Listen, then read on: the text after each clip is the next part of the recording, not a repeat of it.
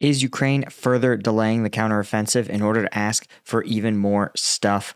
And just how long will this go on? And what are the consequences of delaying? I'm Paul, U.S. Army combat veteran. It is June 3rd, 2023. This is your daily Ukraine update. Let's get into it. Okay, first, we're going to take a look at the control map. We finally, after 2 days, have an update. And as you guys can see, there isn't that much progress. It looks like there has been some Russian withdrawals from this little forested area here. It looks like they've withdrawn, probably using this river and reservoir as a kind of defensive line. That's what I suspect we're probably looking at, or this windbreak here. But it's not really a major sign of substantial progress. And when we zoom out, you guys can see that there hasn't really been much other changes to territory. There's been no movement in Marinka, and critically, no movement around this region, Volodai Mirinkiva. Which I thought might have been a portent of opening another axis of advance in this counteroffensive, but that appears not to be the case. In fact, it's not clear that there's any movement anywhere else along the front lines.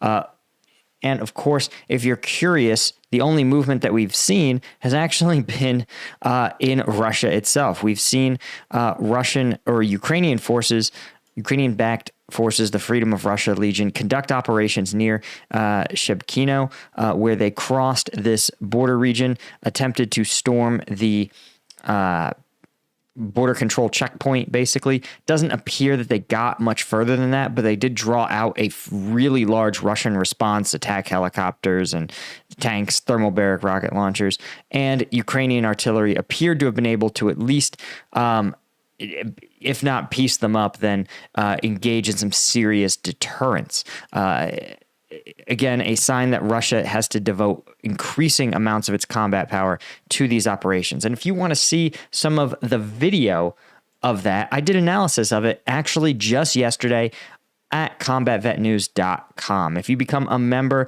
this is the best way to support the channel. Only 1% of the viewers of this channel are supporters, and I appreciate you. And if you want access to it, every Friday I look at the viral videos of the week, and this week certainly was the fighting in Belgorod. And it was actually video from this operation. We saw drone footage of the artillery efforts. We saw some GoPro footage of the fighting inside the border control checkpoint. It was a really interesting look. And if you want access to that and you want to support what I do, combatvetnews.com. Okay, here's the news that sort of irked me, actually. President Zelensky announces that Ukraine is ready for a counteroffensive, but risks heavy losses. He said preparations are complete. Loss of life could be heavy due to Russian air superiority. And he is asking for that he doesn't know how long it will take, and it will be dangerous without increased Western aid to counter Russian air attacks. Everyone knows that counteroffensive without air superiority is very dangerous, and only the Patriot SAM missile system can protect Ukrainian skies, and he asked for more weapons to be delivered to its country. Listen, this is definitely, this is one of those things that does bother me.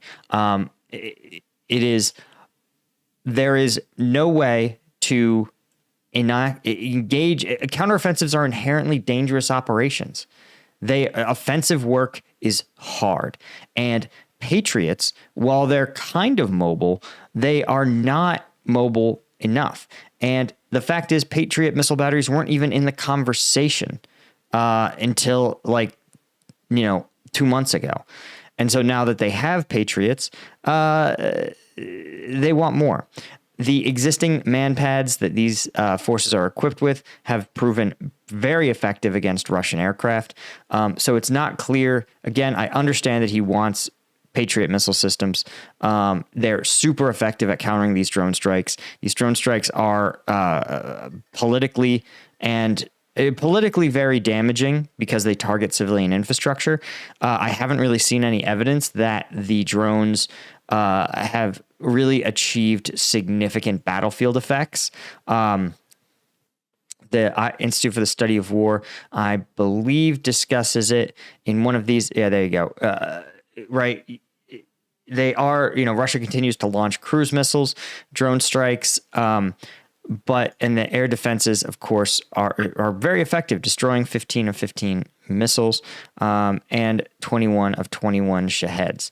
So it's not clear that their existing air defenses are compromised, or that you could even fairly say that Ukrainian forces are under-equipped, right? Their air defenses seem highly effective at detecting and deterring or destroying air-launched cruise missiles and drones.